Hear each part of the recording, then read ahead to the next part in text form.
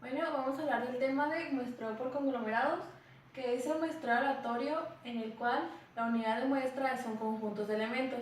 Con esta definición podemos decir que es un muestreo aleatorio en el cual la población está dividida en conjuntos que son de ciertos elementos. ¿En qué consiste? Es un diseño específico con el objetivo de obtener cierta cantidad de información en el cual se representen ciertas condiciones de eso. Se utiliza solamente cuando la población está dividida naturalmente en grupos que se supone que deben representar la variabilidad de toda una población. Soy Ángela y yo voy a explicar los pasos de un muestreo probabilístico llamado muestreo por conglomerados.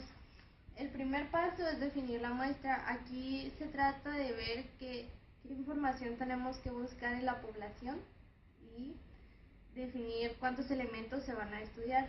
El segundo sería crear un marco de muestreo. El marco de muestreo es la lista de todos los elementos que se van a estudiar.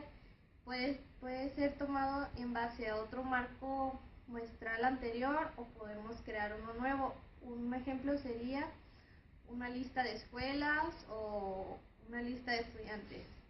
El tercer paso sería evaluar y ajustar los marcos. Aquí tenemos que ver cuántos elementos se van a estudiar y hacer los ajustes necesarios para saber cuántos elementos tenemos y si es necesario agregar más elementos para que la muestra sea del tamaño correcto. El cuarto sería determinar la cantidad correcta de elementos y hacer ajustes. En caso de que no se tengan los elementos suficientes, hay que volver a ajustar la muestra para que sea del tamaño correcto. Y el quinto paso sería al seleccionarlos, hacerlo por medio del azar. Esto nos habla de que todos los elementos que se van a estudiar se deben de seleccionar por medio del azar.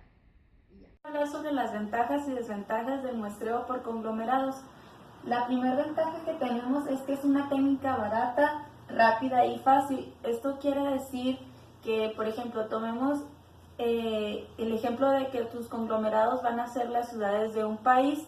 En lugar de que tu muestreo sea de todo el país, que sería una muestra demasiado grande, el investigador puede asignar sus recursos a cada uno de esos conglomerados que seleccione de manera aleatoria, y así pues ya no va a tener un gasto demasiado grande. Tenemos que no es necesario un listado o un marco muestral de toda la población completa. Imagínense que se hiciera un listado de todo ese país, pues sería una muestra demasiado grande. Entonces, esa es una ventaja que tiene este muestreo, que no lo necesitas, solamente necesitas un listado de esos conglomerados que tú hayas seleccionado o cada área. Tenemos que también se pueden estimar las características de cada grupo y de la población. Esa es una ventaja, que el investigador puede asignar o designar las características como mejor le convenga. Estas que tenemos aquí son las desventajas, que hay un mayor error. ¿Qué quiere decir esto?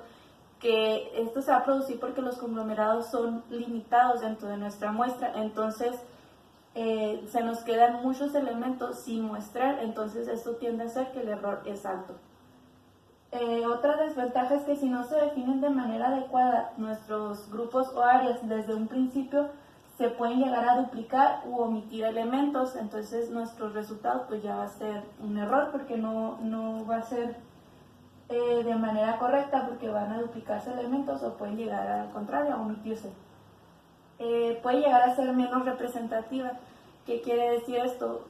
Bueno, tienes tus conglomerados y cada uno de ellos puede ser un poco más representativo que otro, y esto puede ocasionarnos que haya errores.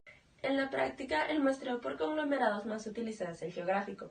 Es decir, si se desea hacer el estudio de un país, podemos dividirlo en conglomerados como ciudades, provincias, comunidades, etc.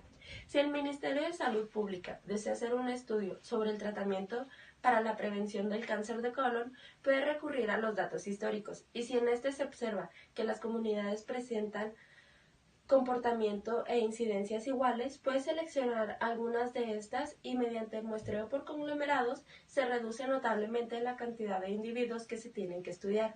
También otro ejemplo de esto podría ser los hospitales, que dividen a los pacientes en conglomerados convenientes para el estudio del tiempo de hospitalización que estos van a tener, o la recurrencia dentro de los padecimientos. Otro conglomerado que también es muy frecuente es el de un auto, que tiene un conglomerado de 4 llantas, del cual se puede sacar el estudio de sus costos, de su seguridad y de todas las cosas que éste pueda tener.